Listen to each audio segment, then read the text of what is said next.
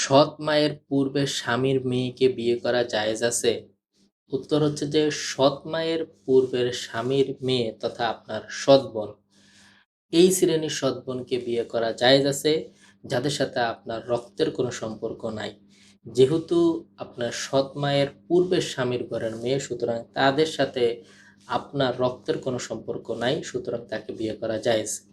শুধু তাই নয়, রক্তের সম্পর্ক ব্যতীত যে কোনো সৎ বোনকে বিয়ে করা বৈধ। তবে আপনার বাবার সাথে সৎ মায়ের বিয়ে হওয়ার পর সেই ঘরে যদি কোনো কন্যা সন্তান জন্ম নেয়, আপনার সৎ বোন, তাকে বিয়ে করা হারাম। কেননা তার সাথে আপনার রক্তের সম্পর্ক আছে, সুতরাং এই সৎ বোন এবং আপন বোনের বিধান একই পর্যায়ে, তাদেরকে বিয়ে করা হারাম। তবে আপনার সৎ মায়ের পূর্বের যে কোনো স্বামীর মেয়েকে আপনি বিবাহ করতে পারবেন, যদিও আপনার সৎ মায়ের পূর্বে একাধিক বিয়ে হয়ে থাকে। ওই সমস্ত ঘরের মেয়েদেরকে বিয়ে করতে পারবেন, যদিও সম্পর্কগত দিক থেকে তারা আপনার সৎ বোন, কিন্তু যেহেতু রক্তের কোনো সম্পর্ক নাই, সুতরাং তাদেরকে বিয়ে করা বৈধ, শরীয়তগতভাবে কোনো নিষেধাজ্ঞা নাই।